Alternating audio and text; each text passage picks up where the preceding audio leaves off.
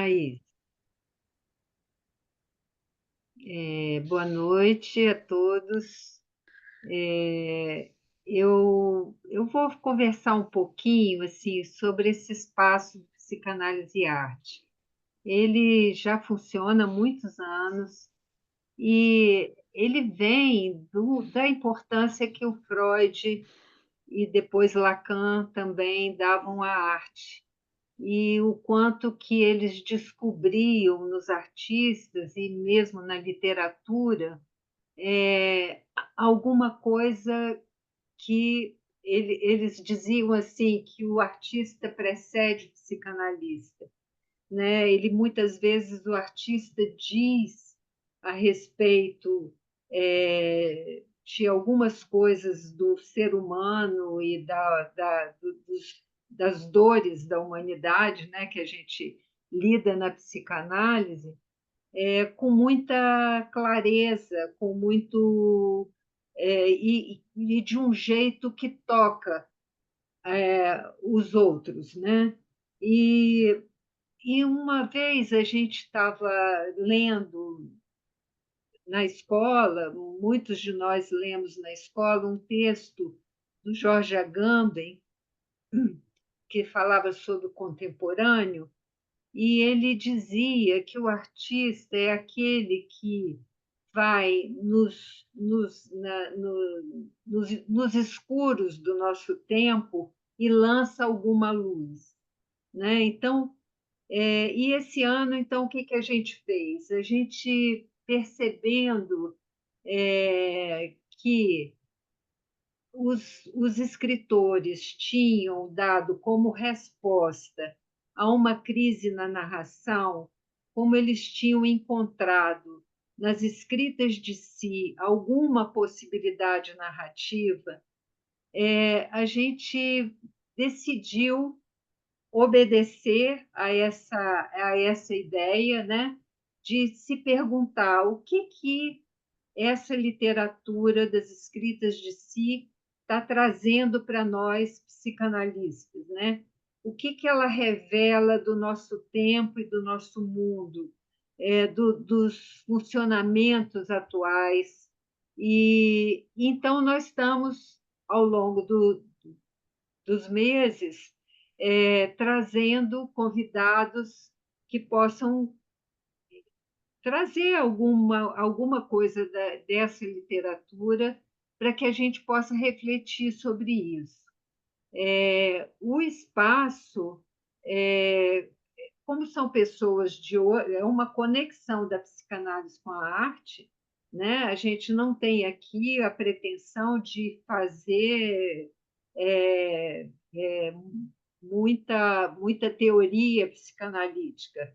A gente tem a pretensão de recolher dessa fala, né, do nosso convidado, e hoje a Elisa, o que ela pode trazer da experiência dela e como que nós vamos, em associação livre aqui, como qualquer outro, poder recolher alguma coisa que possa trazer algum elemento a mais para todos nós, né? E fora o sabor, a possibilidade de saborear um pouco mais de alguém que traz, que tem um caminho grande, né, na literatura e que pode fazer a gente aproveitar e saborear o que ela preparou, né? Então, eu vou passar a palavra para a Elisa. Eu queria ler o que está escrito na. Elisa é pós-graduada em formação de escritores pelo Instituto Vera Cruz, São Paulo, e investiga nas obras literárias como eu está presente a serviço do outro. Eu vou passar a palavra a ela, e ela já é uma amiga da escola, porque ela fez um trabalho de reflexão junto com a Brena, para pensar a nossa logo e a forma com que a gente se apresentava no social, né? E essa experiência foi uma experiência muito rica. Ela fazia muitas perguntas, fez a gente refletir muito sobre o nosso funcionamento, sobre a nossa história, e com isso a gente fez um laço muito, muito forte, muito importante. E hoje ela vem contribuir com o espaço do Psicanálise e Arte, e eu já agradeço de início. Obrigada. Obrigada, Ruth. Boa noite, gente. Boa noite. Eu te agradeço muito por esse convite, né? Um minutinho, por favor. Pois não. Um minutinho. Um minutinho. O som ficou muito baixo. Será que alguém aí que está ajudando na técnica? O seu celular, você consegue aumentá-lo, o som dele? Porque eu escuto todo mundo bem. Alguém está com problema no áudio? Você está ouvindo? Abaixou muito. Não estou ouvindo. Tem que Mas colocar assim. será que você não botou a mão no lado do celular e não abaixou o volume, Ítalo? Não, Dá uma Ruth, eu conferi. olhadinha. Eu Hein? conferi, Ruth, está no máximo. Está no Tá máximo? normal, tá normal o som. O meu tá normal. Está normal? Eu Isso, eu também. queria ver se os colegas. Tá normal Tá o meu. todo Í- mundo, né? Ítalo, Todo tenta sair e voltar para a reunião. Ah, Às vezes tá. você consegue. Ok, isso obrigado. em geral Boa. isso ajuda. Continue aí, obrigado. Tá bom. Continuamos, Saiu. então. Vamos. Então, te agradeço muito, Ruth, por essa confiança, né, de me colocar aqui perante seus colegas, pessoas que escutem, investigam e trabalham com a psicanálise para falar de um termo no qual eu não sou uma estudiosa, né? Não sou uma teórica, não sou alguém que está imersa na condição de estudar os fenômenos literários e como é que eles ocorrem. Eu tenho uma vontade muito grande, é um desejo que eu venho descobrindo de criança, de querer escrever, e como a literatura, quando a gente vai definir, né, o que eu vou fazer como profissão, né, que profissão eu vou escolher? Isso, acho que no Brasil não existe essa possibilidade de você, aos 18 anos, falar, vou ser escritor e vou viver disso e vou ser, né, alguém que vai conseguir, porque não tem nem escola para se formar escritores, né? Então, essa formação que eu fiz, ela é muito recente também, ela vem de um modelo da Universidade de Colômbia, que foi replicado aqui pelo Instituto Vera Cruz. E quando eu descobri isso, e foi agora em 2020, 2021, quando eu fiz essa formação, eu realmente falei, pronto, é isso que eu encontrei meu espaço, o espaço que eu sempre quis durante toda a vida. E por que que eu... e eu fui descobrindo ao longo do tempo que eu queria contar uma história sobre a perda do meu irmão, uma história familiar. Mas quando você percebe que existem diversas formas de uma história ser contada, e, e como que você conta isso a partir de um projeto estético que pode ser inserido na literatura, esse era o que eu gostaria de fazer, é isso que me movia, né? Eu não queria contar apenas um relato para ele ser algo autobiográfico, se inserir nisso. E aí eu descubro o termo autoficção, né? E autoficção é um termo cunhado por um escritor e teórico, Serge Dubrovsky, é um francês radicado nos Estados Unidos, que com esse termo nos anos 70, porque ele escreve um livro muito pautado na própria experiência, na própria vivência. Os personagens têm os nomes verdadeiros, o personagem narrador tem o nome de Sérgio, os fatos narrados são fatos vividos pelo escritor, e por ser um teórico, ele inaugura esse termo dizendo como que a autoficção deveria se estabelecer. A autoficção, para ser chamada assim, precisa trazer o nome do personagem como nome do autor, precisa estar muito relacionada a essas experiências vividas. E eu pensei, não sei se é tão isso que eu quero para o meu projeto, né? E aí eu conheço pessoas, conheço, né, escritores, e eu tive um professor que, para mim, me deu uma chave que é o que eu gostaria de fazer em contraponto à ideia dessa autoficção que muitas vezes se impõe como egóica ou como narcísica, como, né, essa narrativa de si que é só para si mesmo, né, é só para mim, não considera uma visão coletiva, não considera estar imersa, dialogando com outras pessoas ou sendo possível de trazer, de abraçar mais pessoas. E aí, esse professor, o Roberto Tadei, que é professor, escritor, teórico, ele fala: literatura não é exibicionismo, é oferecimento.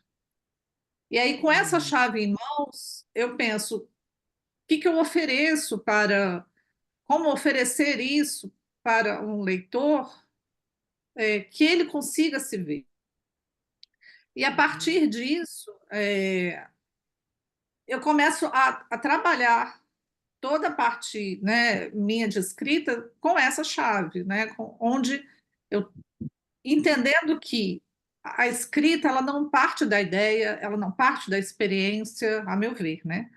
Ela não parte da a escrita é a palavra, né? A nossa ferramenta de trabalho é a palavra, né? Não, você pode ter uma ótima ideia, mas se você não souber escolher bem as palavras, essa ideia naufraga, ela não se sustenta, ela fica pobre, né? Ou fica enfadonha. Então, é como juntar as palavras, em que formato, é que é a minha grande busca. E aí, para a gente conversar melhor aqui e passear sobre, a partir desses termos autoficção, e que hoje já estão sendo expandidos e sendo colocados de forma mais ampla, eu preparei uma apresentação para a gente se guiar aqui com isso. Gostaria também que isso fosse um bate-papo, uma conversa, né? Então, peço a vocês que, sempre que quiserem perguntar, falar, trazer uma contribuição, para que não fique uma coisa só expositiva, né? Dessa maneira. Então, eu vou compartilhar aqui esta apresentação, feita com bastante entusiasmo para essa noite. E aí eu trago, pesquisando, né? Eu gosto muito das cartas que o Van Gogh troca com o irmão dele. E aí ele fala uma coisa que faz muito sentido para a escrita também, né? Dizem, estou disposto a acreditar que é difícil conhecer a si mesmo, né? Vocês devem saber melhor do que eu sobre isso. Mas também não é fácil pintar a si mesmo, né? Então, como que numa autoficção a gente se retrata, né? O que a escrita vai de fato dizer? Porque existe muito essa ideia de que quando a gente está falando da gente, a gente acha que está falando uma coisa, mas está dizendo outra, né? Está sempre num subterrâneo, né? Nessa linha escondida, o que está sendo falado. E aí a Rosa Monteiro, só fechar aqui eu não consigo ler porque vocês ficaram na frente aqui. Mas ela fala que, né, escrever é expor à luz um fragmento profundo do inconsciente, né? E como que a gente, que é justamente isso que a Ruth começou a nossa conversa, né? O que a escrita, né, antecede a psicanálise, né? A partir da literatura, eu acho que os conceitos, né, as ideias de Freud foram sendo costuradas. E Freud, pelo que eu sei, né, eu sei muito pouco, era um grande leitor, né? Era alguém que lia com e literatura, entendendo ali o que esses escritores estavam trazendo e muitas vezes até de si mesmos, né? Tanto que Flaubert, quando foi perguntado, né, sobre quem era Madame Bovary, ele fala, sou eu, né? É ele falando dele mesmo de alguma forma. E aí o que acontece quando a gente une ficção e realidade? E aí eu só arrumar isso aqui para conseguir ler o texto.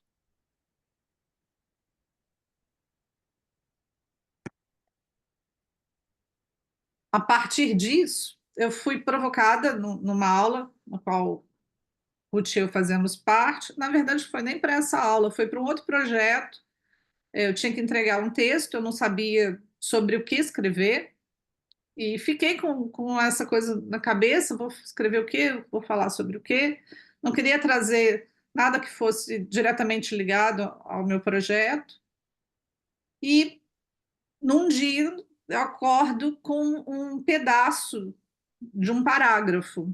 Pronto, veio na cabeça a estrutura do texto, do parágrafo. Eu falei, bem, quem sou eu para discordar, né? Do que do que o sonho está me entregando? Não vou fazer isso, vou aproveitar isso aqui, vou expandir esse texto e vou ver se sai alguma coisa. E aí eu escrevo esse texto, chamado, que dei o nome de Era. A Ruth leu, viu, a gente participa de um coletivo de escrita, a Ruth viu e me convidou para estar aqui justamente para ler esse texto, né, para a gente falar também de uma experiência vivida pessoalmente, mas de um texto que traz uma estrutura narrativa dentro de um projeto estético mais poético, né, um pouco nessa forma.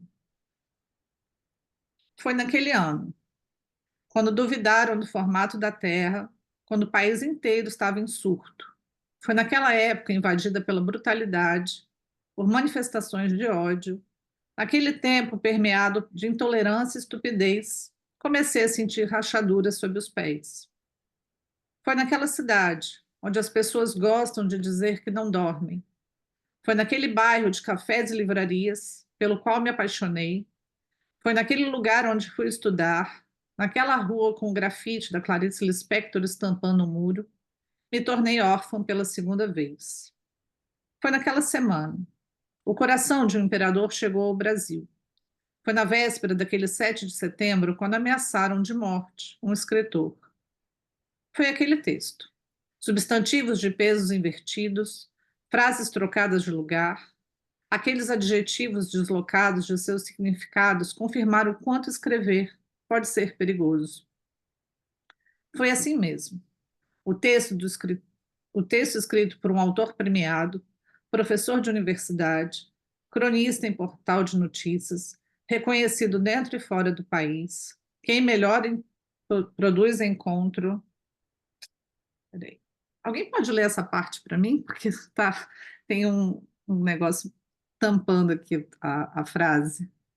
O texto escrito por um autor premiado, professor de universidade, cronista em portal de notícias, reconhecido dentro e fora do país, quem melhor produz encontro entre palavras, viu sua publicação ser vilipendiada, usada para inflar os ânimos dos desumanos, dos destituídos de qualquer capacidade compreensiva. Quer Obrigada. que continue? Ou já você consegue? Acho que eu vou só mexer aqui a barra de lugar. Não sei.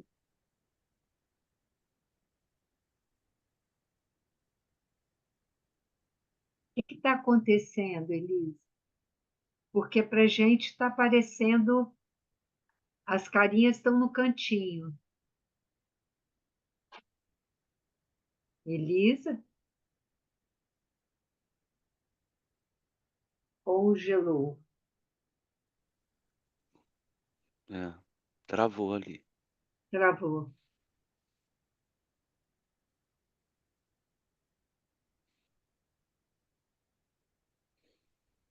O que será que está acontecendo com o texto dela, hein, Felipe?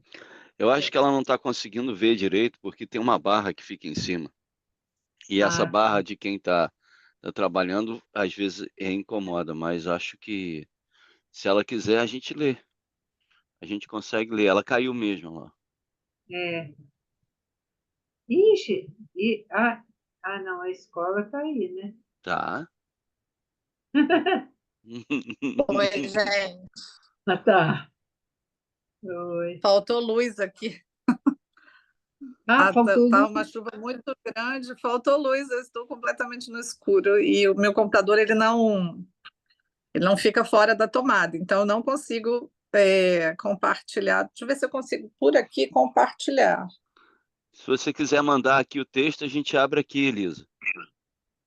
Eu, é, Deixa você eu mandar tem uma. ele. Você Tenho. tem ele. Peraí, eu te mando. Eu mando. Peraí, Eu tenho Felipe. aqui, Ruth, pode deixar, eu Tem? abro aqui no celular, tenho ele aqui. Aham. Fernanda, me bota como co-host para eu poder partilhar. Não, eu acho que eu consigo abrir ele aqui, Você eu não sei se eu vou consegue? enxergar. É esse. Mas, Elisa, se você Oi. abrir no celular, você vai ficar com muita dificuldade para você compartilhar. Ele compartilha e você lê no celular. Não é melhor? Ixi, caiu de novo. Não, estou aqui. Tá aí. Não, Estou pensando, está porque ele procurando. está na. Não, ele está no Keynote. Não sei se eu vou conseguir passar para ele não está em PDF.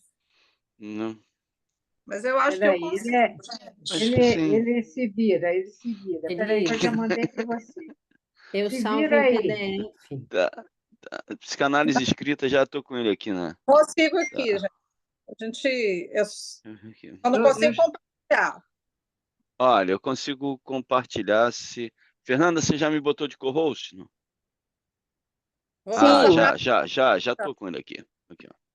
Ruth, eu vou te passar novamente. Não, eu já passei para ele já está publicando aí.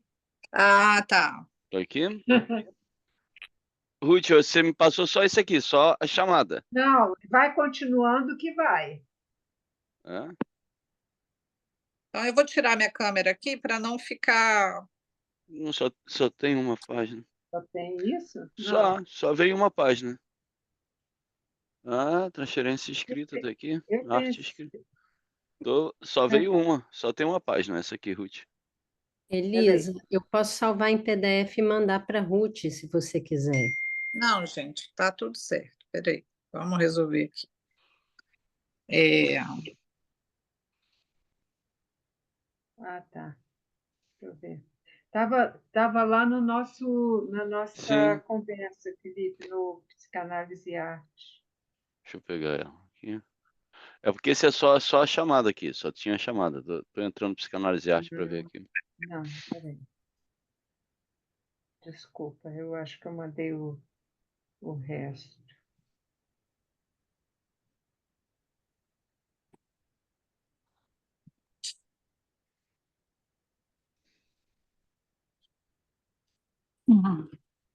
Aqui, ó. Hum.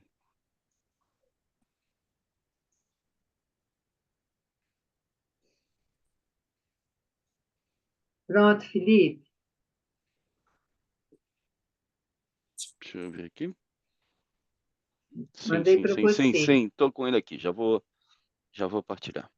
gente, muito obrigada pela paciência. Eu estou Isso. completamente no escuro. Esses negócios acontecem, mas Conseguem ver?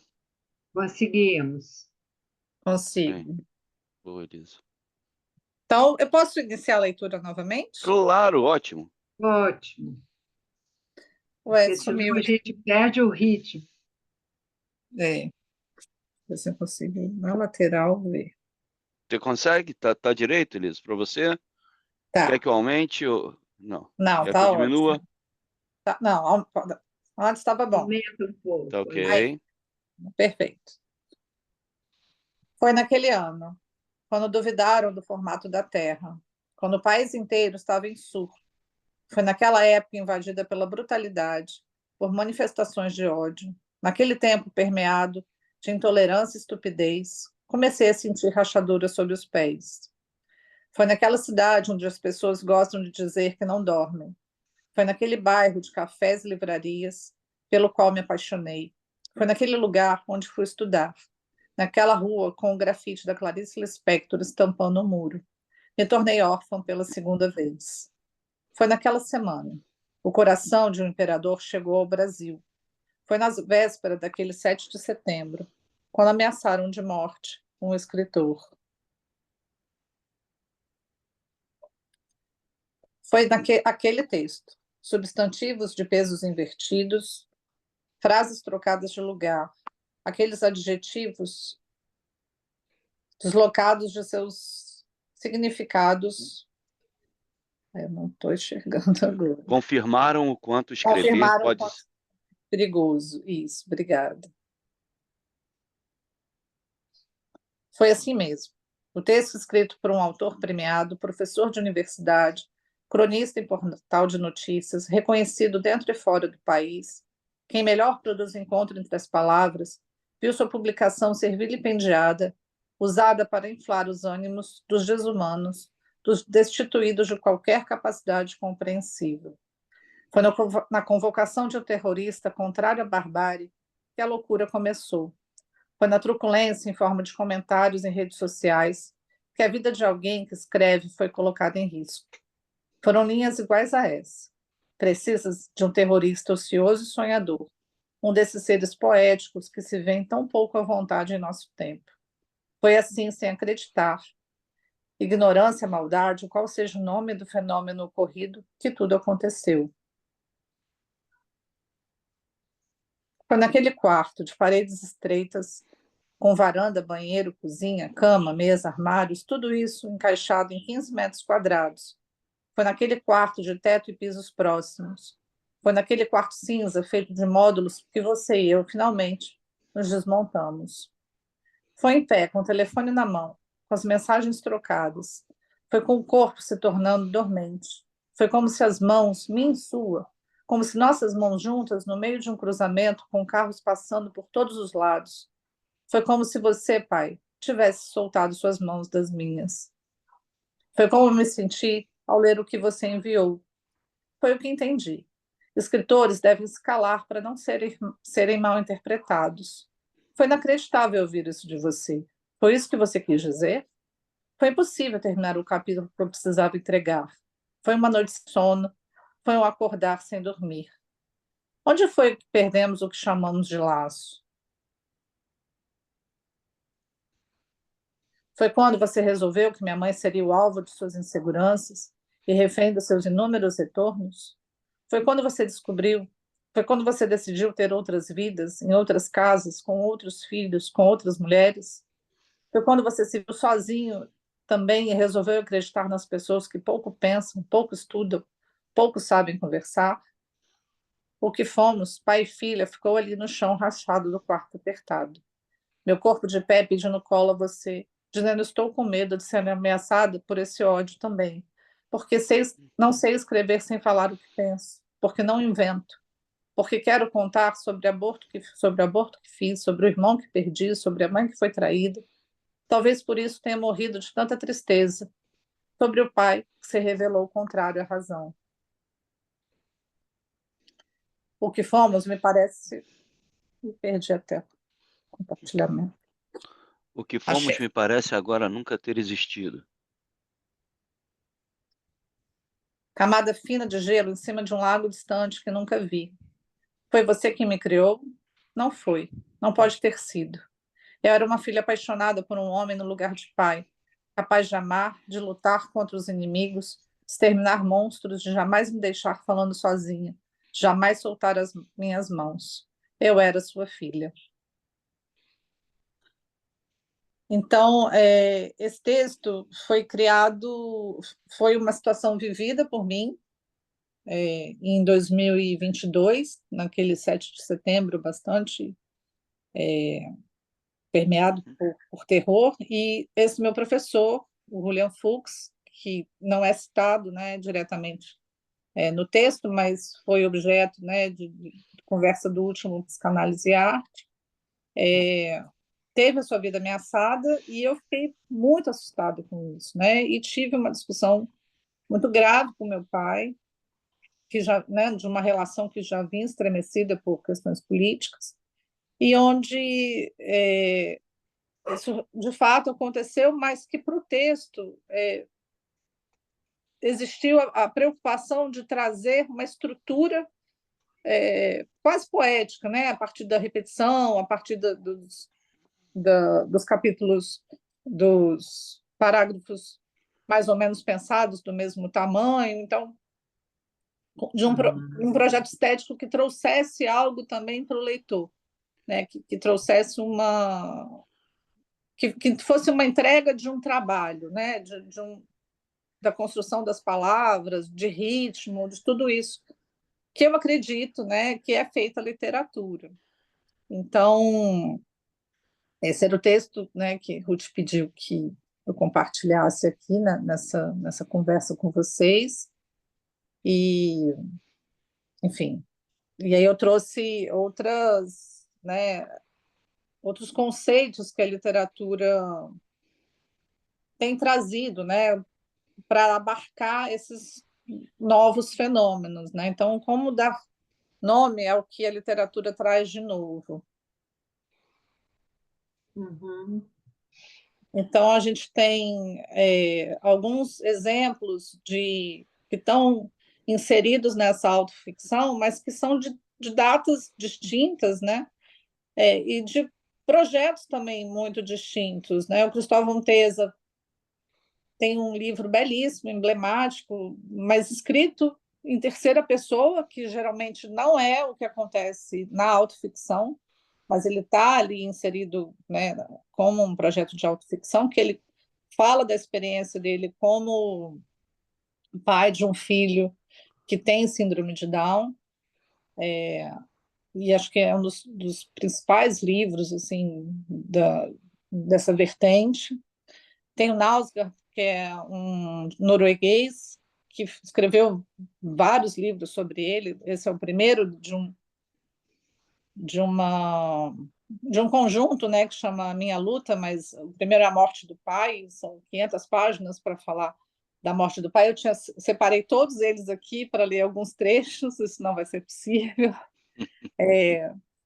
O Pequenas Chances, da Natália Timmerman, onde ela traz aquilo que o Sérgio fala de personagem e autor têm os mesmos nomes na obra. E esse livro que eu recomendo para todo mundo, a Trilogia de Copenhague, que é antes desse conceito de autoficção, onde a Tove, não vou saber pronunciar o nome dela, que é uma dinamarquesa, ela conta toda a vida dela, mas dentro de um projeto estético muito bonito, sabe? O que ela faz é muito pungente, assim, é um livro bastante interessante. Podemos seguir. E aí eu trago os conceitos, né, desses três autores. O Julian, que fala da autoficção, não dá conta de abraçar todo o hibridismo do que é feito, né, essa narrativa atual que é ambígua, né? A autoficção ela traz esse pacto ambíguo entre o autor e o leitor, né? Ele sabe de antemão que algumas coisas podem ser verdades ou não, mas esse conceito de verdade também é muito questionável, né? De realidade, cada um vê a realidade do jeito que quer ver, então não existe a realidade como uma rocha concreta ali, sem lados, né? Tá tudo é questionável, as pessoas constroem suas realidades a partir das suas narrativas. Então, ele traz a ideia de pós-ficção. A Conceição Evaristo fala muito de escrevivência, né? Ela cunhou esse termo escrevivência no mestrado dela, e já é uma leitura mais coletiva, né, numa escrita mais coletiva, onde ela abraça, né, as narrativas de escritoras, de mulheres negras, que vão contar sobre as suas experiências. E Annie Ernaux, que foi Nobel em 2022, fala de autossociobiografia, onde ela não fala apenas dela, mas de um contexto mais abrangente. Então, para a gente se aproximar um pouco, né, desses conceitos, a autoficção é o momento em que o romance se aproxima da autobiografia. O autor tenta se fazer o mais sincero possível, tenta constituir um olhar para a sua própria vida, buscando o que há de relevante e de autêntico. Essa é uma das formas de fazer autoficção, é claro, mas há outras. Mas é uma das muitas maneiras de lidar com a crise da ficcionalização. Você pode passar? Sinto que essa crise Já é muito passei, mais... estou já no. Estou vendo agora. Sinto que essa crise é muito mais vasta do que a própria autoficção e que se manifesta na aproximação do romance em relação ao ensaio, em relação à historiografia, à filosofia, ao discurso político. Enfim, uma série de hibridismos muito comuns na contemporaneidade, que eu prefiro chamar de pós-ficção e não de autoficção, justamente para dar conta do problema mais vasto. Então, isso é o que o Julian fala, né, sobre a pós-ficção. Um outro conceito. Eu venho trabalhando esse termo desde 94, 95, quando eu faço a minha dissertação de mestrado, e aí eu começo a fazer um jogo entre escrever, viver, escrever, se ver, escrever, se vendo, escrevendo, até chegar ao termo escrevivência. Mas o ponto de nascimento dessa ideia traz um fundamento histórico, que é esse processo de escravização dos povos africanos, que eu estou pensando muito nas mulheres africanas e suas descendentes escravizadas. E por isso que eu digo, a nossa escrevivência não é para adormecer os da casa grande, e sim para acordá-los dos seus sonos injustos. Ela sempre fala em nós, né? A Evaristo é muito coletiva nisso. Ao olhar e descrever o que me rodeia, procuro, na realidade, o que corresponde a algo profundo dentro de mim. Assim que coloco os pés no mundo exterior, sou uma caixa de ressonância. Sou guiada pela sensação e pelo desejo de preservar uma memória das relações humanas, uma memória da época também. Tenho tenho uma visão sociológica, isso é certo. Não estou tentando reconstruir. Não se deve colocar uma ideologia por trás do que faço. O que escrevo obedece quase sempre à memória e à sensação. Não é mais do que isso. Mostro a época, entrego vestígios da vida social através de cenas ou personagens anônimos que capturo com as minhas palavras. Então, esses três autores estão estão escrevendo, entendendo também o que eles estão, onde eles estão inseridos, né? Como é que eles estão construindo conceitos que são muito novos, que ainda não tem tanta teoria sobre isso, né? Mas existe um entendimento de ser mais coletivo, né? De superar um pouco essa ideia que a autoficção também traz de narcisismo, de uma coisa muito fechada em si mesmo, e mais uma responsabilidade de pensar também, não de escrever para o leitor, né, para agradá-lo, mas de escrever a partir desse oferecimento que o Roberto Tadei fala, né, de não ser algo de exibicionismo. E aí vem um questionamento que a gente ainda pode falar de literatura universal, né? Será que a gente, para falar disso, eu preciso pensar o seguinte, né? De quem que fala, de onde fala, quando fala e por que fala. Então, essa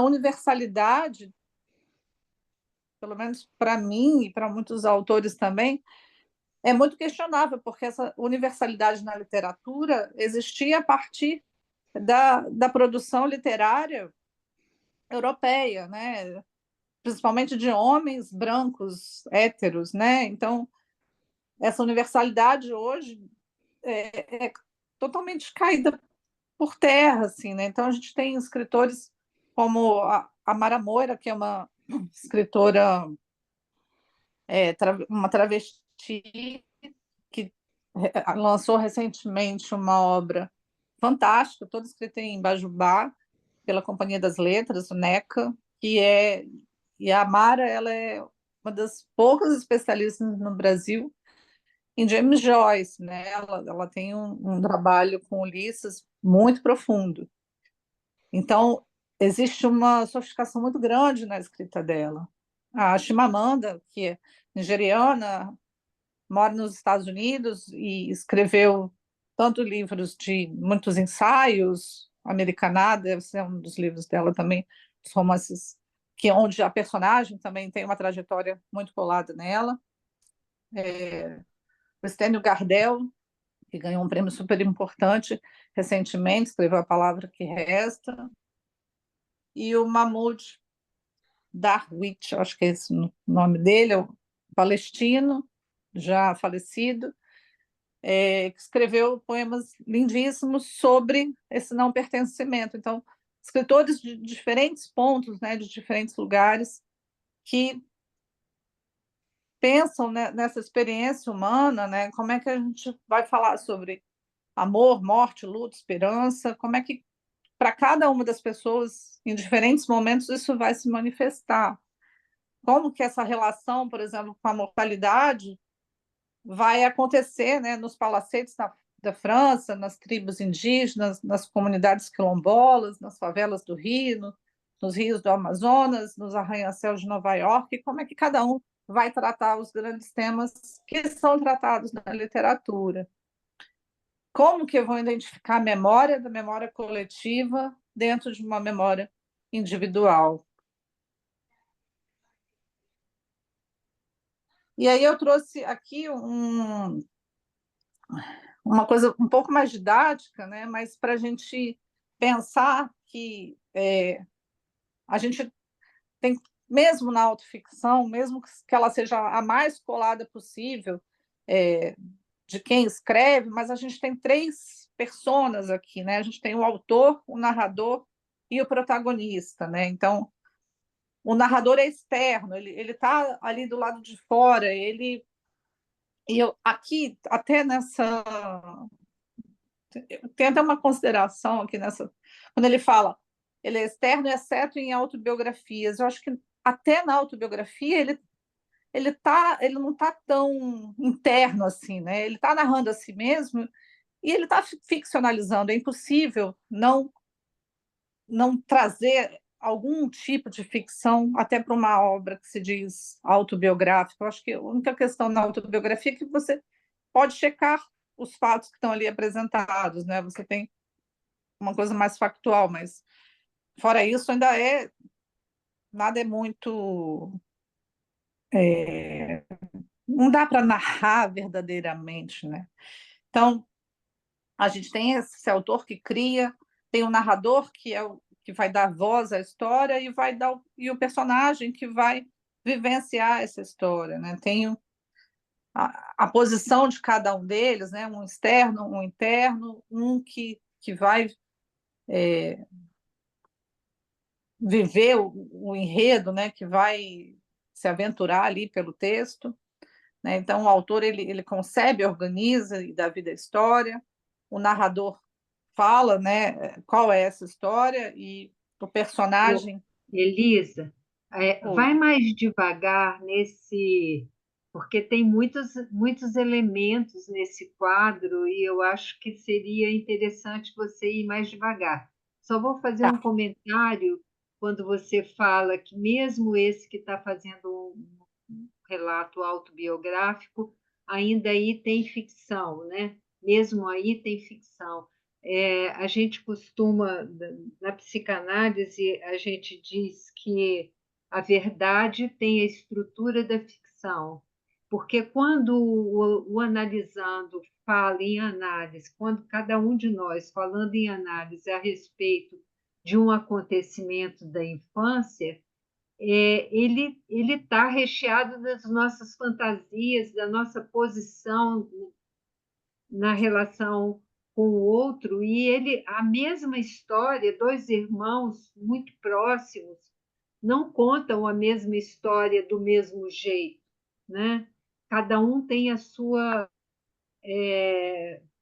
um ponto que o captura naquele acontecimento, né? Então, a gente considera em análise que é uma verdade, mas que tem uma estrutura de ficção, assim, porque cada um vai criando a sua verdade e a sua história e a sua narrativa, né, dessa história. É só Sim. para começar, né, a coisa, mas vai mais devagar, porque são muitos elementos. Você passa muito rápido, como se a gente estivesse muito ciente de tudo Desculpa, isso, gente. mas não.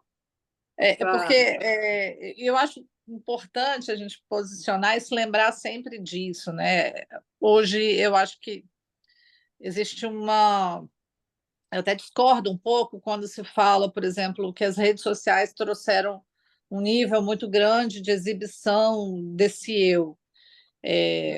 Eu acho que se exibe, mas não se mostra o eu, né? Se cria um eu a partir da construção, né, de uma série de imagens e de recortes que é a forma pelo qual você quer ser visto, mas não existe, de fato, uma exposição verdadeira e profunda desse eu. Esse eu está, pelo contrário, para mim, esse eu está cada vez mais escondido, cada vez mais sublimado ali pela construção de uma outra realidade, né? E nas obras é muito importante entender essas diferenças, né, entre autor, narrador e protagonista. No processo de escrita de um romance que eu estou, né, empreendendo aí, escrevendo já há bastante tempo, que é essa narrativa familiar, até eu conseguir me desprender e conseguir ver essa narradora deslocada de mim, e foi importante dar a ela um nome, dar a ela uma cor de cabelo, dar a ela que é a tal achar a voz, e que parece um processo um pouco, sei lá, eu não consigo conversar isso com alguém assim que não entenda sobre isso, porque é uma conversa um pouco maluca, assim, né? Pensar assim, mas como que você é um personagem que acontece, né? Que viveu as mesmas coisas que você viveu, mas ela Não diz é de forma você. diferente. Não sou eu, é a narradora. E isso é super difícil de compor, inclusive, né? É bem, mas vendo até o filme A Substância recentemente, que existe uma cena que quando eu vi eu falei, é isso que eu preciso fazer, né? Que é uma versão que nasce a partir de uma versão, né, anterior, nasce uma nova versão de uma mulher. E no meu caso é isso, é parir uma nova versão que vai contar essa história, que não vai ser eu, né? Eu sou a pessoa que vou dar espaço para ela falar, né, que vou organizar isso. Então, por definição, né, o autor é a pessoa que cria a obra, mas a voz é do narrador, né? E que pode ou não ser o protagonista, tanto que no romance do Gustavo Anteza, ele conta em terceira pessoa. Então, a voz é em terceira pessoa e existe um protagonista que não é o autor, que é um personagem que vive a história, né? Então, onde está cada um dessas pessoas, né? Então, o autor ele está externo ao texto, né? O narrador ele é interno, ele está contando e a posição desse narrador vai dizer muito também sobre esse personagem, né? Na voz da terceira pessoa, o narrador pode escolher estar muito colado ao personagem, né? Tem muitas obras, e nesse romance do Tesa, esse narrador a gente só vê o ponto de vista do personagem principal, a gente não sabe das outras personagens, a gente só sabe dele, então é um narrador extremamente colado no personagem. Né, o personagem, o protagonista, é o que vai viver o enredo, né, o que vai executar as ações, é o que vai fazer o romance andar, né, a obra ir para frente, né, chegar até o seu fim. Né, o autor concebe, organiza essa história, o narrador transmite isso para o leitor, né, ele tem a voz, e é importante que o narrador seja pensado na hora de escrever como um personagem também. Né? Ele precisa ter voz, ele precisa ter CPF, ele precisa saber onde é que ele nasceu, porque é alguém contando uma história. Né? A gente pensa assim, quem é a voz desse livro aqui, principalmente quando ele está em terceira pessoa, né? É do Antônio Fagundes ou é da Fernanda Montenegro, sabe? Quem está contando? Que jeito? Quantos anos tem esse narrador? É homem, é mulher? É de que gênero? Porque é isso que vai definir as palavras que ele vai usar também.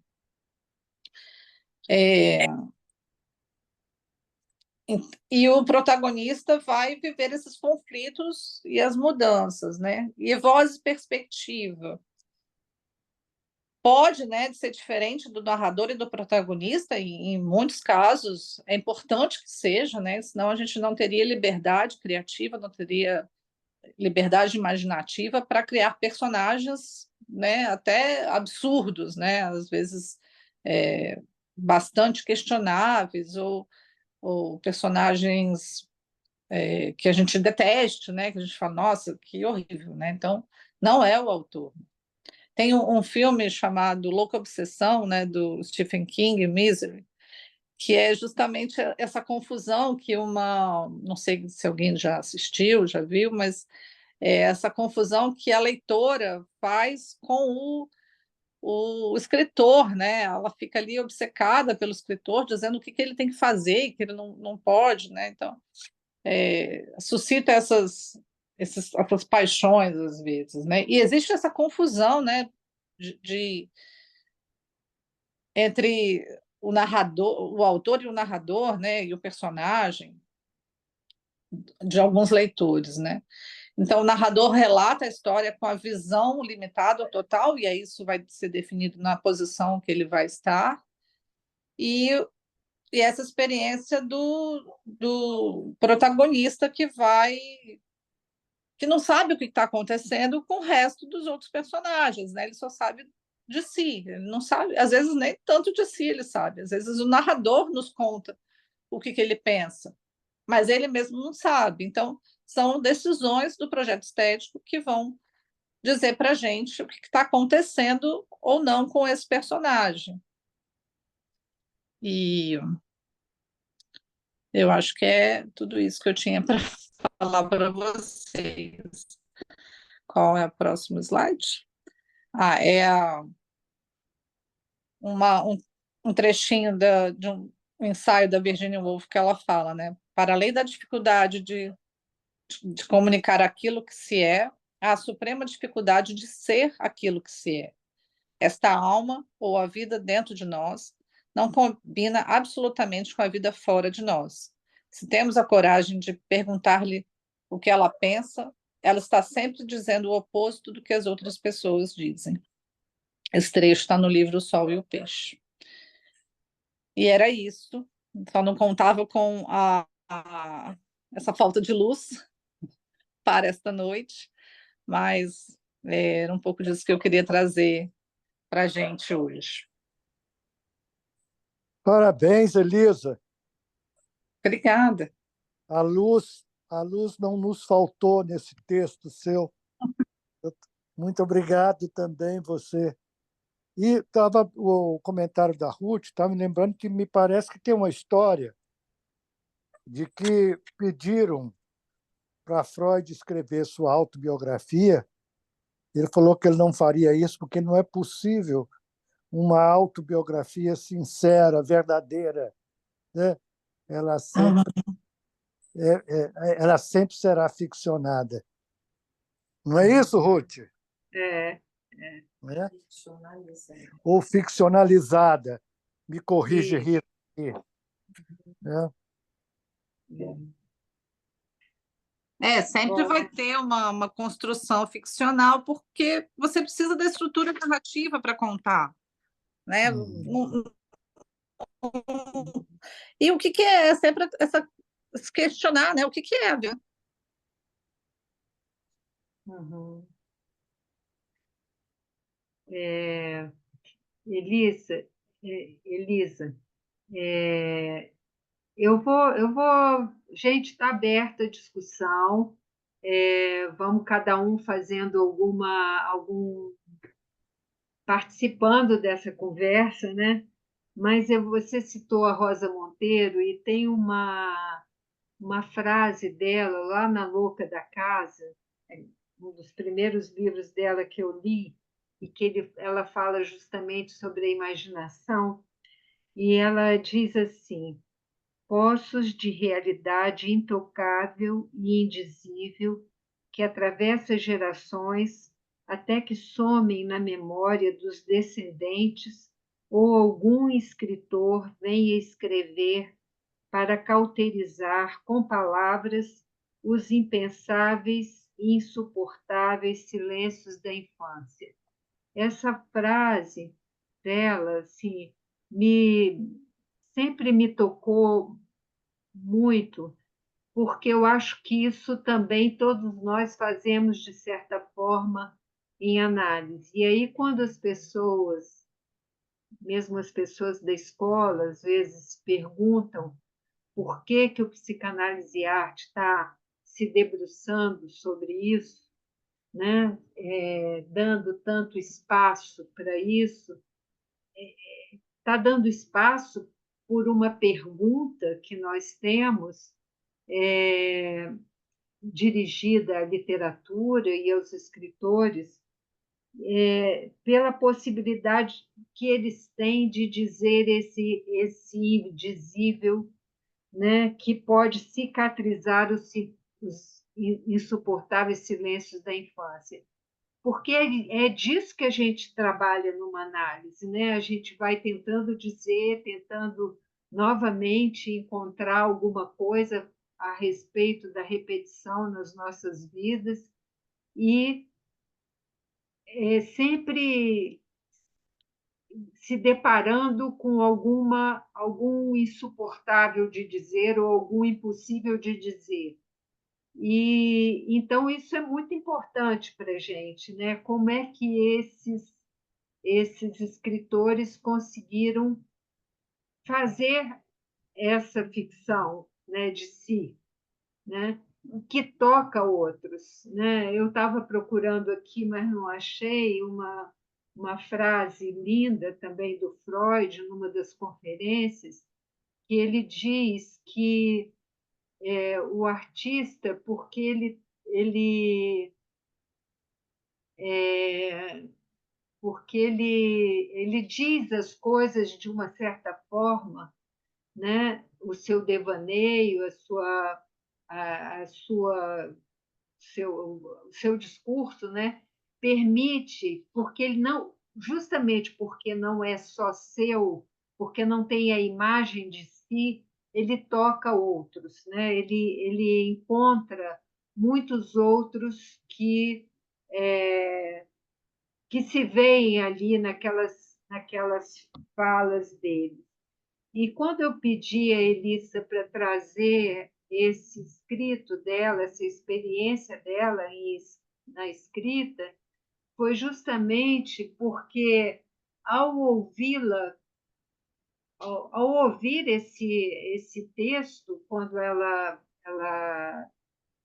trouxe nesse espaço que é existir em estado de palavra, que é uma experiência muito, muito interessante,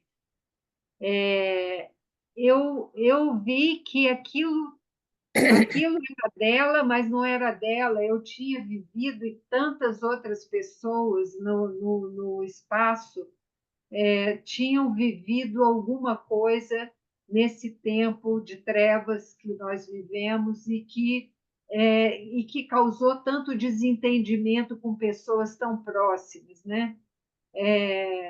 Às vezes amigos, às vezes pessoas da família, às vezes que não conseguiram preservar os laços afetivos em nome de uma confusão, né? Uma cegueira que surgiu entre nós e uma polarização enorme e tudo mais. Quer dizer, eu suponho que muita gente aqui, ao ouvir o texto dela, se viu em alguma medida ali, né? Então, foi por isso que eu convidei a Elissa para trazer isso para a gente poder pensar um pouco mais a respeito desse aparecimento, né, nesse nosso tempo, de tantas escritas de si, que, como ela mesmo disse, não é escritas de mim, né? Não é do meu eu, é alguma coisa que o outro pode se ver, né? E, enfim, mais ou menos isso por enquanto. Felipe está de mão levantada. Tô. Elisa, obrigado. Eu queria pensar uma coisa com você que eu escutei muito, você estava falando muito na questão da estética, da escrita, e muito depois você falou na questão narcísica. Mas aí eu pensei uma coisa, nessa escrita de si, ela revela uma estética na hora da escrita, né? Será que ela também revela uma estética do luto? Eu acho que ela traz a possibilidade de elaborar, por exemplo, né, uma coisa que parte, né, de um luto, a forma como contar isso, né? E eu acho que eu posso compartilhar com vocês aqui, é um ambiente seguro, mas o processo de escrita, ele é um jeito de você ser trollado o tempo inteiro, porque você acha que você vai escrever sobre alguma coisa e a escrita ela se impõe, ela se revela, ela te diz, não é sobre isso esse texto, é sobre outra coisa, né? E quanto menos você tenta controlar, mais vai aparecer o que precisa aparecer, que é o que está ali no seu subsolo, incomodando ou te perturbando, ou o que você está querendo esconder a qualquer custo. Eu, no processo de escrita do romance que eu estou fazendo, eu tinha absoluta certeza que o texto era sobre a morte do meu irmão e de tudo que aconteceu e sobre essa perda dele. E na metade, eu já tinha metade do livro escrito, eu joguei absolutamente quase tudo fora, porque não é sobre o meu irmão, é sobre a minha relação com o meu filho.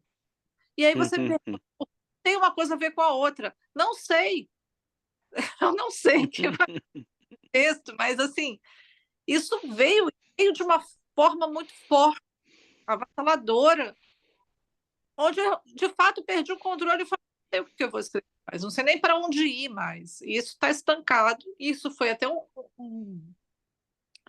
um dos motivos que me fez voltar correndo para análise, porque eu tinha parado e eu volto para análise esse ano falando, eu não sei por que eu não consigo escrever mais, porque eu estou completamente empacada num ponto que eu não sei sair, né? Entrei num labirinto e a ideia é justamente entrar nesse labirinto, né? Se perder dentro desse labirinto sem ter cordinha para sair do outro lado, sabe? Sem ter a possibilidade dar de cara com o Minotauro e falar, pronto, e aí?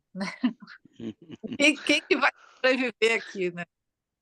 Tem que virar o Teseu, né? Para matar o Minotauro. Ou não, né?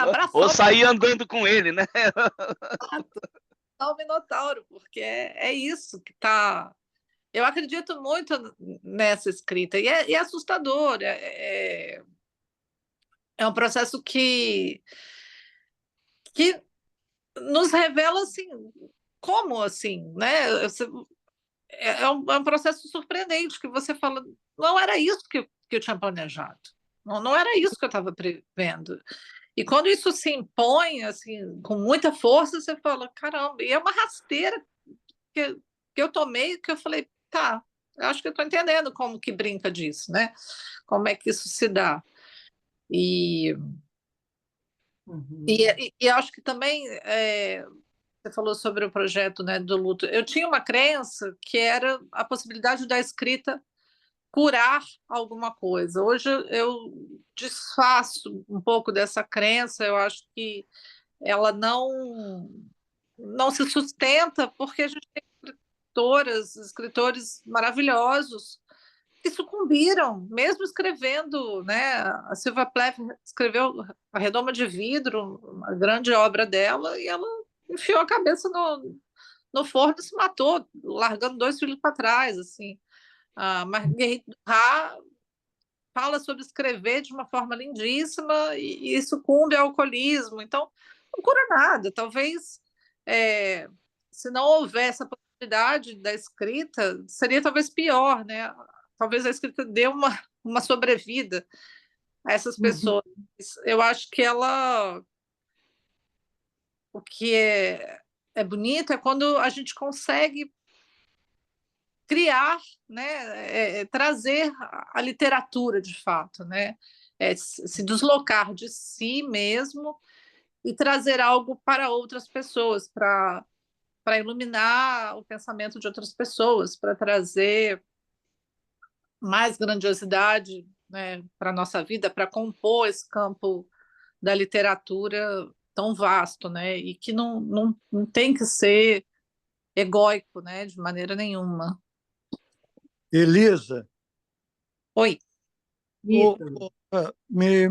me fez lembrar esse comentário seu a respeito da cura. A Ana Cecília de Carvalho, uma psicanalista mineira, que trabalhou na tese de doutorado com a Silvia Plath. Uhum. E ela traz exatamente essa ideia de que, como um farmacon, cura, mas também é veneno. Não é?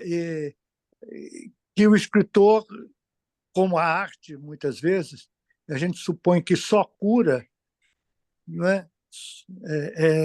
Muitas vezes também inocula na gente alguma coisa aí da melancolia, né? Porque ela tenta ler a melancolia em Silvia Plath e nos escritos, e como que tem o fim trágico, né? Como você apontou aí, e essa desconfiança que não é assim tão plana, essa ideia de que a arte ou a literatura cura.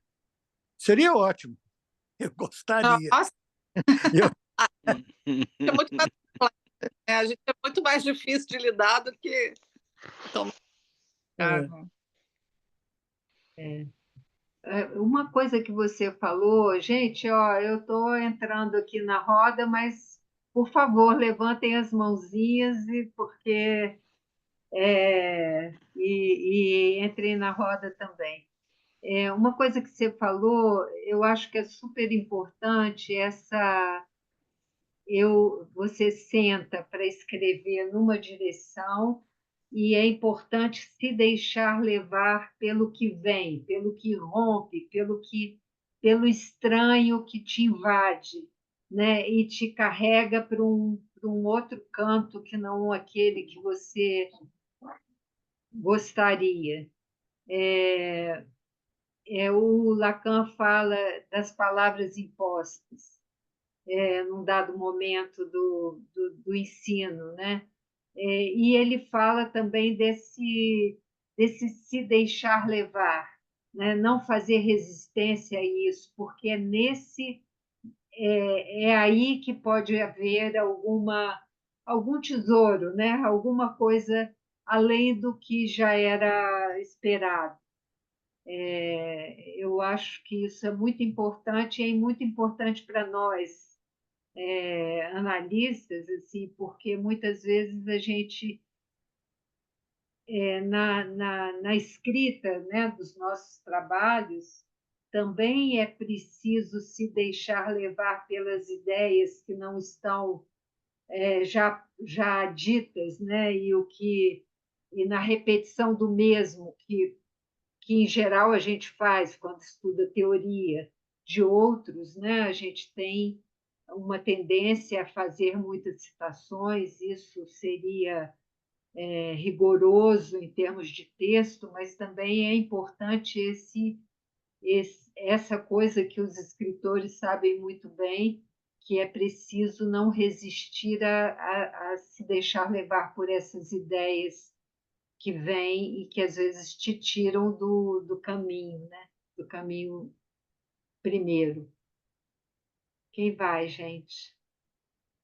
Fernanda, você que escreve. Não, eu fiquei pensando, tá dando para me ouvir bem? Sim. Que eu achei bonito que, se fosse a ficção do eu, ela teria. É como se tivesse uma linguagem que tem a certeza da história. E no texto da Elisa é tudo. Mas foi assim?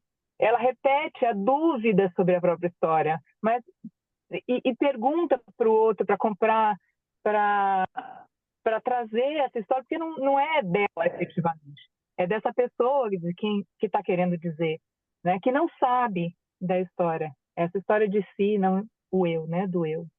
Eu achei lindo, gostei muito. Obrigada. Eu acho que o escritor ele não fala sobre o próprio, ele não entende o próprio texto, né? E essa leitura quando o texto vai para o outro, né?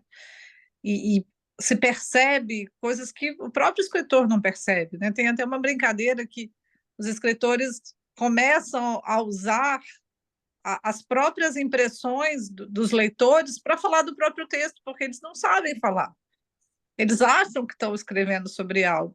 E você falou uma coisa agora importante, assim, sobre esse questionamento, que é de uma época completamente, né? Como que a gente foi parar nessa situação, né? Como que a gente chegou até aqui, né? E acho que essa incredulidade, ela permeia, de fato, o texto todo e motiva também a escrita, mas que nasce de uma intenção zero de falar sobre isso. Existia um incômodo meu, né, pessoal, disso ter acontecido, né, e de ter me marcado de forma muito forte, porque eu achei absurdo um escritor ser ameaçado de morte, assim como o Salman Rushdie foi atacado por escrever, enfim, eu acho isso muita loucura, né? E me vi numa situação assim, bem, se eu quero escrever o que eu penso, o que eu sinto, o que aconteceu comigo,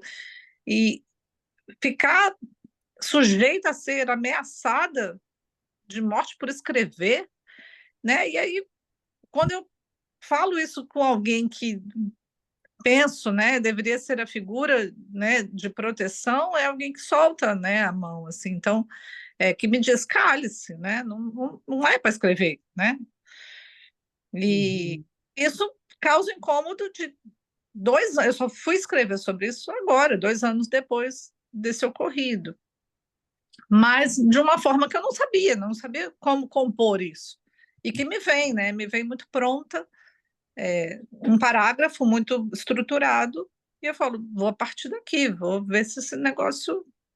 Mas que a gente não sabe se é bom, se não é, se funciona, se não funciona. Isso aí quem diz é o leitor, né? Uhum. Achei uma lanterna aqui. Acho que eu consigo ver vocês agora. Ai, que bom. A gente pode te ver um pouquinho. Quem entrou depois, eu estou completamente sem luz aqui, onde moro. Não consegui fazer muito do que eu imaginava, mas acho que funcionou, né? Acho que deu certo. Deu certo. Bia Quadros, quer falar um pouquinho? Fala um Miriam, pouquinho com a Miriam, gente. Va- Miriam Vazolé, Ruth. Ah, Miriam, diga. É porque a Elisa, na hora que ela estava falando, ela usou um trecho de uma carta, né, do Van Van Gogh Gogh. pro irmão dele. Eu li bastante esse livro, que eu fiz meu TCC em cima dessas obras expressionistas, e então o livro do Van Gogh é autoficcional, assim, essas cartas a Theo, e também queria te perguntar, Elisa, se, já que você citou Van Gogh, se também isso que a gente está falando da escrita, né, do, da produção de um texto, se também a gente pode ver algum ponto de referência na pintura, né, nos quadros que são pintados. Será que existe também? É uma dúvida que eu estou, essa também diferenciação ou aproximação, né, com essa coisa do autoficcional, eu não sei, estou em dúvida. Miriam, né? É, Miriam, o projeto, as cartas ao Theo são cartas, são objetos documentais, né? É uma, não chega a ser uma autoficção, e sim porque está documentado, né? Ele escreveu para o irmão escreveu para ele, então não existe uma construção ficcional ali, existe uma narrativa que usa elementos, provavelmente, da ficção, né? Porque a narrativa, a Ruth falou muito bem sobre isso, ela vai precisar de uma estrutura ficcional para ser, né? Para um contar para o outro o que aconteceu consigo mesmo, mas, a meu ver, não se insere dentro da autoficção, e sim é um projeto documental, né? É uma reunião ali de cartas. Em relação às obras, eu já vi bastante obras onde, principalmente, onde existe, sim, esse traço do eu representado, né? Uma história sendo contada. Eu me lembro de uma obra que eu não vou lembrar o nome agora, mas que eu vi no Inhotim, onde o pai era escultor e o pai morre quando ele é criança, e o pai larga várias obras inacabadas, e ele, depois de muito adulto, ele não queria ser artista, foi por outros caminhos, aí, sei lá, por algum motivo, ele resolve, quer tentar, né, fazer alguma coisa, e ele tenta reconstituir as obras do pai, mas com o olhar dele sobre essa ruptura, sobre esse abismo, né, que aconteceu devido à morte do pai. Então ele pega as obras inacabadas do pai e faz as interferências belíssimas. Assim, eu fiquei muito tocada com essa obra, porque tem uma narrativa ali sendo contada a partir de uma vivência pessoal, mas que é a partir de si, né? Então, não sei se a gente consegue, eu nunca vi esse termo usado para obras de arte, mas talvez, né, parte de si, de alguma forma. Muitas das obras, inclusive, partem de si mesmo, né, de experiências pessoais. Vou lembrar tanto de alguns artistas, mas Van Gogh se autorretratava o tempo inteiro, já que a gente... E também não eu estou sei como... lembrando da Frida Kahlo, a Frida Kahlo. Isso. Tem bastante artista que parte de si mesmo, né? Se autorretrata, que eu acho que não é a mesma expressão, né, usada, mas o mesmo termo, né? Mas não sei na arte como que se dá isso, né? Como é que se classifica isso. Uhum. Tá bom, Elisa, obrigada. Eu agradeço. talvez tenha essa mesma busca, né? Uma busca de se decifrar. Fala. É um prazer ouvir a minha Eu- prima falar. E ela colocou no início sobre a literatura ser menos exibicionismo e muito mais um oferecimento. E o curioso do texto que ela escreve é que, a partir da visão dela, de uma experiência dela, num momento tão traumático para todo mundo, todos nós tivemos uma história dessa, ela oferece um ponto de análise para todos nós, porque eu tenho certeza que esse largar de mãos todos nós tivemos em algum momento, em maior ou menor grau de coisa. E é muito bonito, né? A gente conseguir, de uma dor, conseguia trazer essa observação do eu, tentando tirar... Eu tenho me apresentado ultimamente como Ana Cebola Beatriz, porque eu estou me desfazendo em camadas, né? Tentando me desfazer das minhas máscaras, procurando quem é essa Ana Beatriz.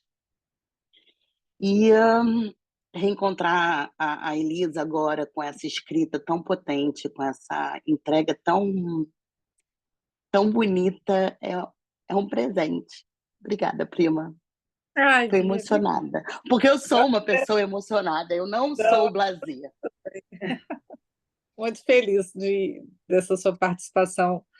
Eu acho que a gente, né, o meu grande medo ao escrever é justamente me fechar em si mesmo, né? E aí trago outro autor, que é o David Foster Wallace, que fala, né, que a gente precisa escrever, e isso também é uma grande chave assim, para o que eu desejo fazer, né? Que é a gente precisa escrever com a parte que ama, não com a parte que precisa, que está pedindo amor ou autopiedade, mas é a gente que escreve a partir de um texto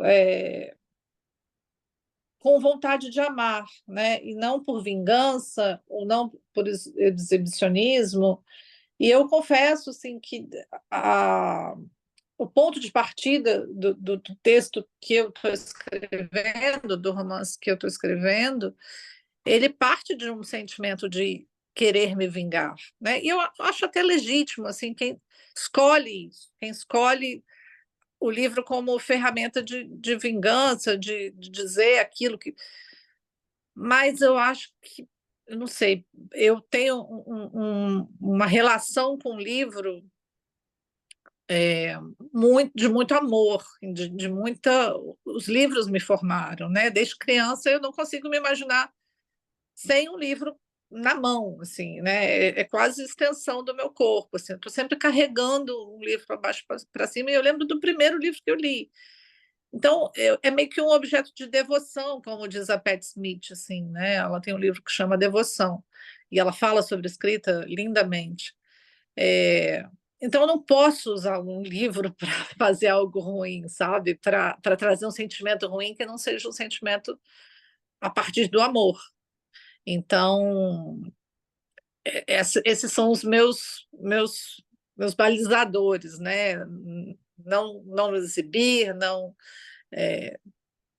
Mas é claro que existe também uma vaidade que permeia tudo isso, que eu quero fazer algo que seja bonito, quero fazer algo que seja esteticamente importante em termos literários. Então, porque tem outra pessoa que vai perder o tempo dela para ler, né? Ter esse compromisso de ler esse texto aqui publicamente, né? Como também já foi lido em outro espaço, eu acho algo muito sério, assim, né? Algo que eu não posso trazer algo que eu não considere minimamente possível de ser lido. E eu tenho uma insegurança gigante em relação a isso, a escrever, né? Eu me sinto engatinhando o tempo inteiro, diante da literatura, né? Eu sou alguém que me sinto ainda no jardim de infância mostrando aquele desenho de rabisco para o professor e falando, tá bom isso aqui, olha o meu desenho, sabe, tá bonito. É, e espero me sentir assim por muito tempo, né? Não quero adquirir ainda nenhuma. Eu Nenhuma falei. empáfia. Nenhuma empáfia. Nenhuma empáfia, né?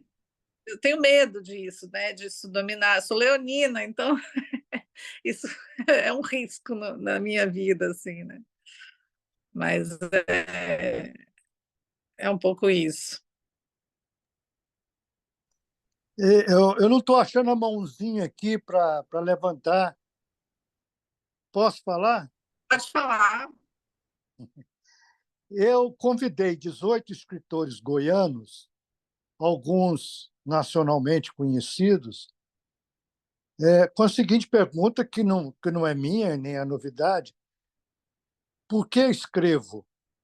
Ou por que eu escrevo? Né? Eu acho que Schopenhauer fez essa pergunta lá mais de 100 anos atrás. E 18 escritores goianos, cada um texto não parece com o outro, não é igual ao outro, nessas razões do porquê escrevo. Não é? Cada um foi porque eu não tinha. Quer dizer, um respondeu com um poema, outro com quase um ensaio, outro com um texto fluídico, assim, que você não é uma crônica. Então, como que cada um escreveu a mesma, respondendo a mesma pergunta: por que eu escrevo? Né? Alguns para esquecer, outros para lembrar, outros para conquistar o amor, como você falou aqui, né? Não é sempre assim ou não é com você, para ser amado, né? E acho que até Drummond falou alguma coisa a respeito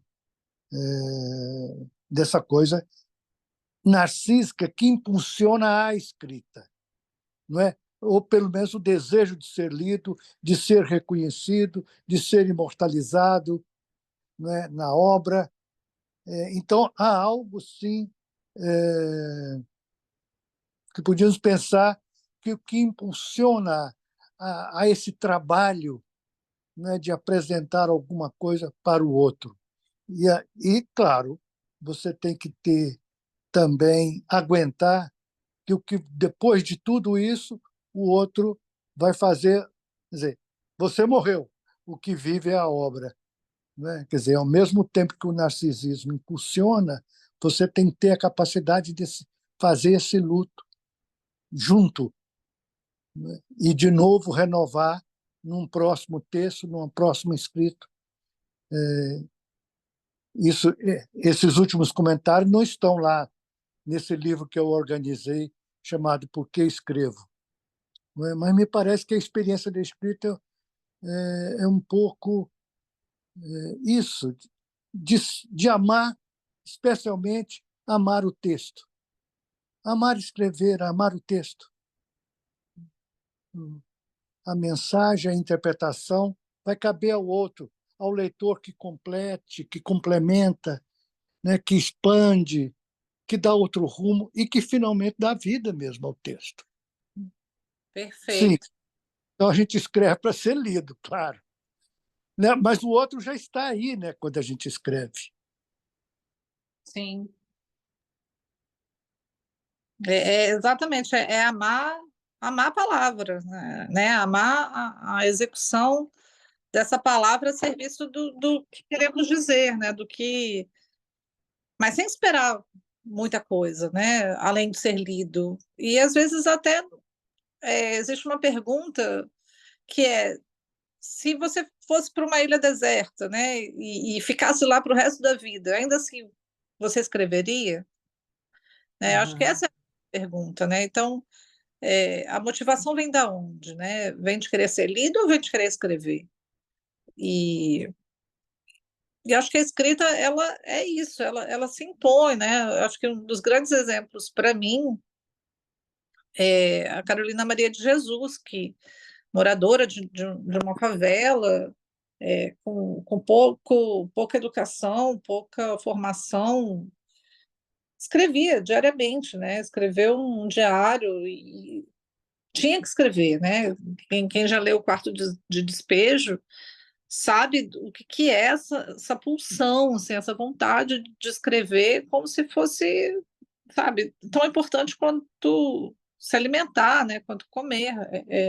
É fundamental, é pilar para a vida, né? E o que acho que o escritor busca é fazer isso de forma mais consciente, né? A Carolina não tinha a consciência sobre a própria escrita para além do desejo, mas e ainda assim foi uma escritora traduzida em mais de 14 países, porque precisava dizer, né, de si mesma, precisava dar conta e a ferramenta que ela encontrou foi a escrita para lidar com aquela realidade. Eu acho que isso está muito dentro de uma necessidade humana de se expressar, né? Isso faz parte da nossa existência desde sempre, né? A gente se expressa colocando desenho na caverna, né? Se expressa contando para os outros algo sobre o que vimos, mas da forma como vimos, né? Colocando a nossa visão de mundo, falando sobre como enxergamos aquela realidade ou o que a nossa imaginação nos diz. Isso mesmo. Fernanda, você estava com a. Você Com a estava com a mãozinha, mão. deixa eu falar. Eu fui mês passado na casa do Ariano Suassuna, lá na Paraíba, e conheci o filho dele, o Manu. E Manu, ele está fazendo uma exposição que chama Avoenga.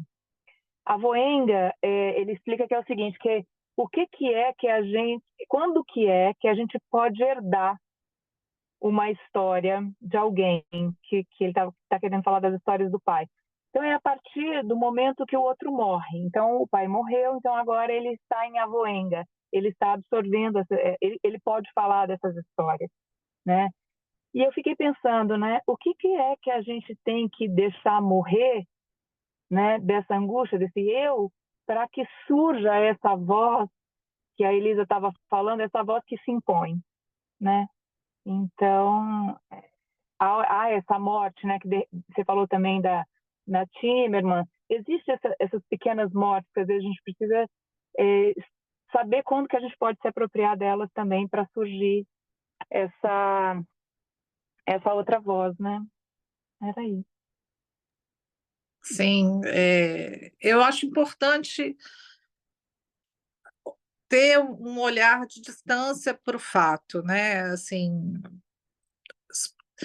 e eu ainda acho muito impressionante obras como do Primo Levi, que escreveu sobre a experiência dele, aí é uma literatura, né, de testemunho, mas de testemunho do É Isto um Homem, de escrever imediatamente, né, após o fato, né, uma escrita quase que em carne viva, assim, né, muito sem deixar, querendo segurar tudo ali, né, entre as mãos do que aconteceu.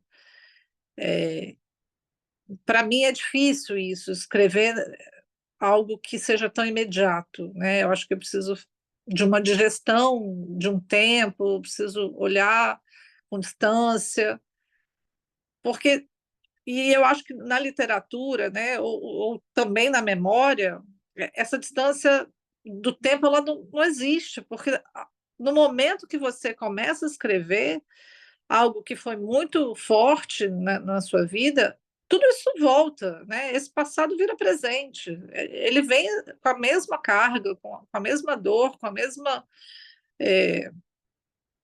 sensação, assim, né? Acho que acontece uma fusão ali de passado e presente e perspectiva de futuro que se mistura no imediato.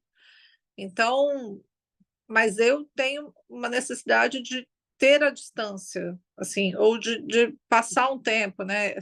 Falando sobre lutos, assim, eu sou uma pessoa que coleciono gatos, né? Não falo nem mais que eu tenho gatos, já parti para o colecionismo de gatos.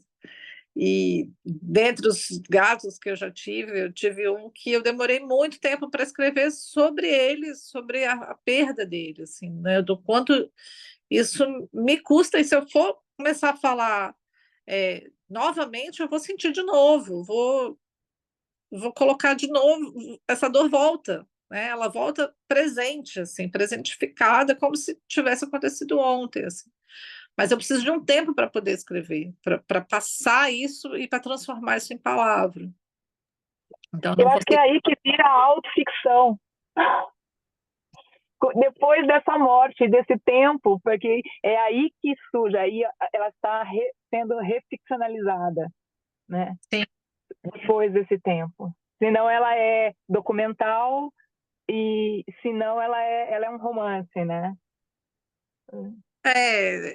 As fórmulas, a gente tem que rasgá-las, né? Não existe fórmula para se escrever, né? Existe a técnica de pensar ali, né? As decisões que o autor vai tomar, né? Se ele vai narrar em primeira, em segunda e terceira pessoa, onde que esse narrador vai estar, se ele vai ser um narrador personagem, se não. Mas, fora isso, acho que a escrita ela precisa acontecer por ela mesma, assim, né? Por esse jogo que a gente permite que aconteça, né? Porque senão fica tudo muito controlado também, muito cheio de intenção, assim, que nem sempre são boas, né? Às vezes questionáveis. Elisa, mas quando você faz Era, né, e vai desmoronando ali, né, vários espaços, tempos, ocasiões, né, fazendo várias camadas possíveis, pelo menos pela minha escuta, de leitura e de escuta, né, é uma tensão que você. E aí está a habilidade do escritor e estilo, que transfere uma tensão, né, que comunica uma tensão, transfere uma tensão, é, é, e, vamos dizer, há um certo ponto que não deixa o leitor livre e solto e relaxado para terminar com um desfecho tal qual você pretendia. Não é? E aí você faz, não é, um ritmo não é, que marca, que vai marcando até o desfecho. Essa habilidade, né, do escritor, que é muito particular, muito pessoal, né, mostra as diferenças entre os escritores contando a mesma história, por exemplo, né? E a intensidade, então, dessa angústia que para humanizar justamente o leitor, né? Ou quem, no caso aqui, escutando, porque eu nem estava lendo, e certamente ler isso, o Era, deve ser muito mais, sensibiliza mais ainda, eu acho, no meu caso, né? Porque escutar, às vezes, você dá uma voada, dá uma viajada, e você, lendo, concentra mais. Então, essa habilidade, e talvez isso configure, que é diferente, então, de um texto, de um discurso político, de um texto publicitário, não é? E a escrita, me parece que se chama, jornalístico, não é? São escritas. Não é? Mas acho que vai chegar à categoria de arte, de literatura, quando tem determinadas características, e promovem determinados tipos de sentimentos, de angústia, de afeição, de recusa, né, muitas vezes de continuar, né, mas promove algo no leitor. O incômodo, né? Eu acho que a Uma, literatura, a função, a literatura não tem função, né? Mas quando ela promove esse incômodo, quando ela faz a gente se mexer, né? Dar uma cutucada em algum ponto, e aí eu acho que a gente cumpriu esse papel, né? De fazer algo, né? De trazer, de uma forma que não seja panfletária, que não seja didática, que não seja. Isso não é o papel da literatura, né? De ter que falar sobre temas. Isso a gente leva para o ensaio, isso leva para a não ficção, mas a literatura ela opera numa outra dimensão, numa outra esfera. Uhum. Isso, é. Toca o outro, né? Toca. Incomoda, né? Isso, Dá é. petelecos no distraído, né? E, por mim, isso é humanizar. Sim. Perfeito. Mais alguém quer falar um pouquinho?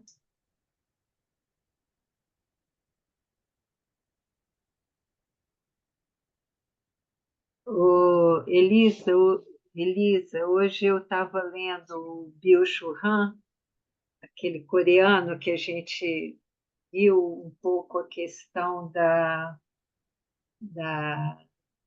Da crise da narração. da crise da narração. Eu estava lendo hoje o Favor Fechar os Olhos em Busca de um Outro Tempo. E eu achei muito importante uma coisa que ele fala, a diferença entre informação e memória, entre isso que nós estamos vivendo no mundo, né, que é esse monte de informações sem nenhuma reflexão a respeito, e é uma massa, né, eu ia falar violência, porque às vezes eu me sinto assim, né, uma coisa que não tem muito fechamento, né, muita reflexão a respeito de todos aqueles acontecimentos. E ele fala que a memória ela tem uma estrutura narrativa e que aí ele diz uma coisa bonita assim que eu fiquei pensando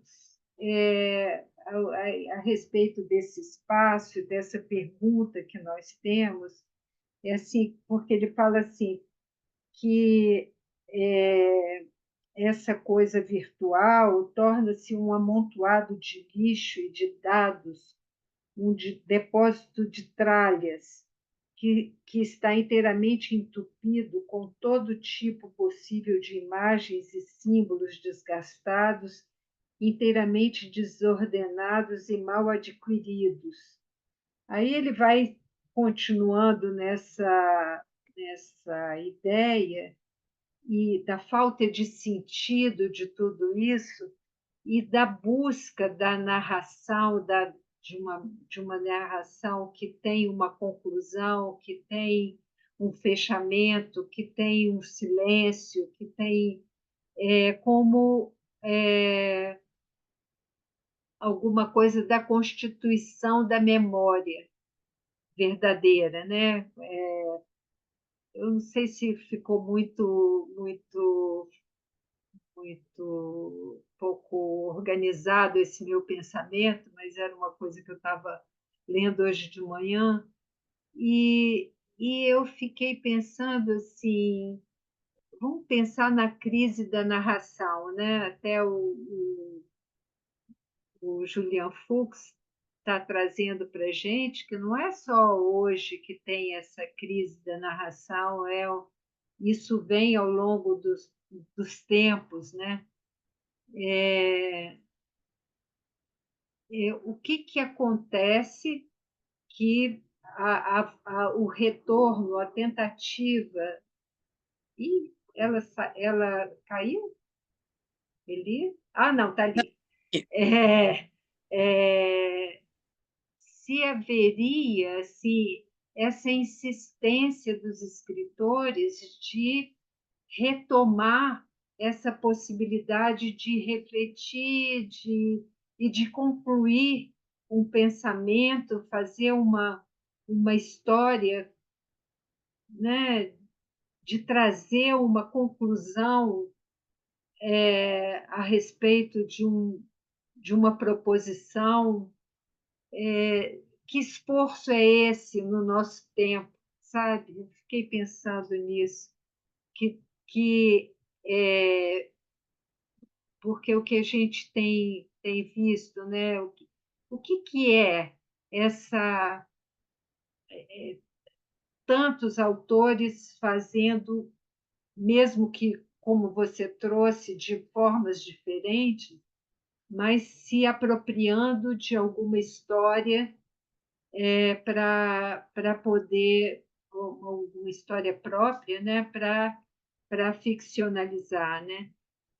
Mas fazendo esse esforço de sair desse amontoado de lixo, né? Das informações, sem nenhum, sem nenhum, sem nenhuma amarração, né? Um despedaçamento. Eu fiquei pensando assim, uma imagem desse despedaçamento que a gente muitas vezes vê na passagem da informação. Sei lá, uma maluquice aqui que me surgiu, me invadiu. Eu recomendo muito a leitura desse livro do Byung-Chul Han, A Crise da Narração, porque ele pensa nesse fenômeno, né, atual de falar sobre essa produção de narrativa imediata, né, sem que haja um pensamento, sem que haja uma construção de um raciocínio um pouco mais aprofundado, e onde o narrar se perde nessa automação de contar e não de narrar, né? De dizer o que aconteceu de imediato, mas sem pensar sobre isso, né? Sem haver uma reflexão sobre isso e sobre onde que isso se insere, né? Em que momento isso se insere e para quem que se diz. Eu sou muito a favor da possibilidade, né, de sempre incluir, né, da escrita trazer algo mais largo, como eu acho que a Conceição Evaristo consegue fazer muito bem, né? Ou outros escritores, como Giovanni Martins, que é um rapaz que veio de uma comunidade do Rio e que foi, inclusive, muito elogiado pela Annie Ernaux, que traz a experiência vivida, mas contempla outras pessoas e apresenta para outras pessoas essas realidades, né? Como a própria Annie Ernaux faz. Tanto que o conceito de autoficção na França é bastante forte, né? A gente tem um fenômeno atual, e eu recomendo também os livros dele, que é o Eduardo Louis, que esteve na Flip esse ano e foi completamente, né, assim, foi uma sensação, foi para o Roda Viva, enfim. E é bem interessante a entrevista dele, mas ele traz o contexto social, né? Ele está sempre inserido também nessa autossociobiografia.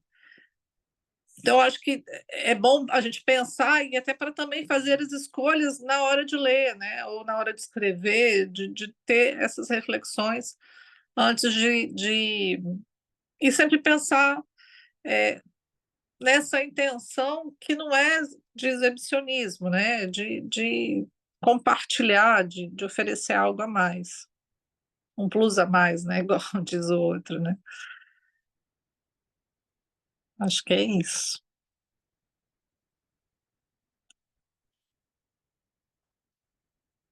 Ruth, seu microfone está fechado, Ruth.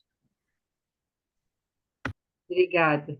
Então, vou agradecer a presença da Elisa, de todos vocês. Foi muito bom, apesar de apagar a luz e ter aquele momento aflitivo, mas conseguimos conversar e foi uma conversa bastante produtiva. Agradeço a todos a presença e até a próxima. Fala, Elisa. Obrigada, Ruth. Obrigada demais por esse convite. Peço desculpas aí pela falta de luz, pela falta de jeito de conseguir, mas acho que chegamos, Foi né, ótimo. a uma, Foi uma... muito bom. Elisa, eu já te falei da luz. Obrigado, Ruth. Obrigado a todo mundo que está aqui na roda. Gostei muito. Passou rapidinho. Foi sim. Um beijo a todos. Boa Vamos noite. lá. Obrigada. Beijo. Estou à disposição. Semana que vem tem outra, hein? Porque nós fizemos essa era de outubro e agora temos na semana que vem uma de novembro. Ótimo. Tá bom? Um Ótimo. beijo.